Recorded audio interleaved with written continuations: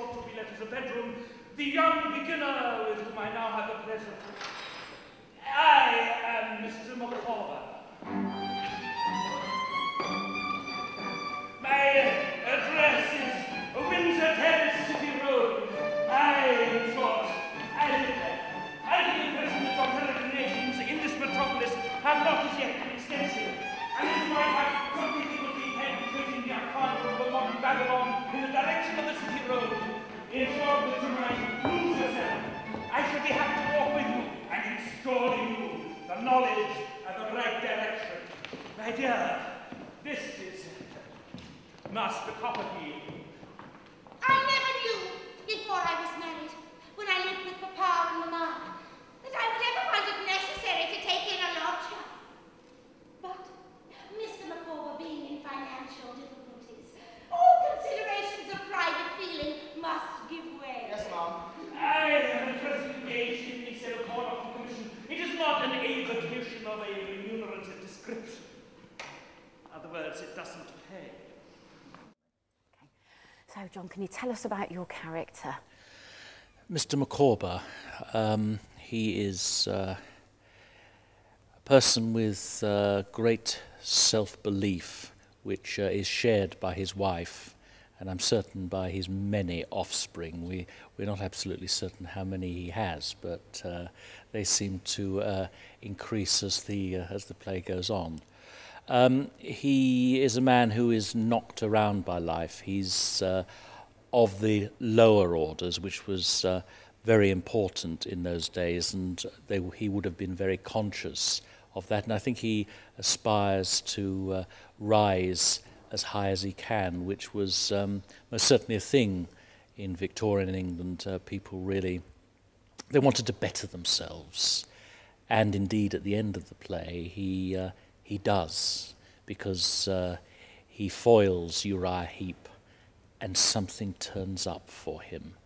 That's his watchword throughout the play. Even when he's battered around, he says, sometimes I rise superior to my difficulties. Sometimes they're too many for me. Because he labours under money problems all the time, which is possibly what a few people would relate to in these days of the credit crunch, but he's constantly beset by money problems, but has the great belief shared by his wife that something will turn up and it'll be all right in the end. They say that Mr. Micawber's based on Dickens's father. Yes. Is that correct, you know? Well, yes. I mean, writers write what they know, don't they? I think that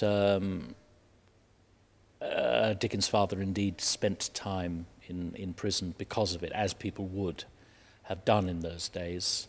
And I think it was just a way of romanticising or glossing over the hard facts of life. Being a sensitive person, he would have been aware how difficult that would have been for his father. So it was a way of almost making amends. But yes, I mean, certainly writers write what they know. And this theatre here, it's a very new project. Yes. And you're a very experienced actor. You've Yes. been in The Mousetrap. Yes. So how does it compare, working on something like that, to what you're doing here? Oh, I find it tremendously exciting. I think the space is absolutely, it's wonderful. I mean, it's marvellous to play in. It's majestic. It's redolent of history, of the history of this magnificent building, which again reflects the optimism of the Victorian era, because it came from people who had a great belief in the greatness of Britain and the British Empire. But yes, you speak about the Mousetrap. Many of the theatres of that time were built around the same time as this building. So, funnily enough, at the end of the day, there's not a huge amount of difference. And when you walk into a theatre and it resonates history, Yes. does that help you put that into a performance?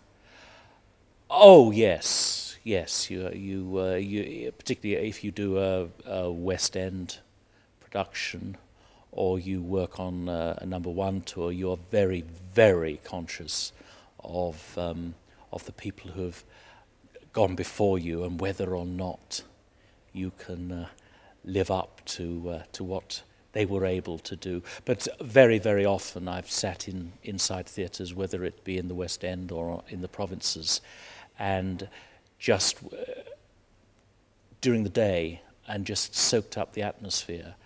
As Fred Astaire said, I love an empty theatre, except when the show is on. Brilliant. Thank you very much.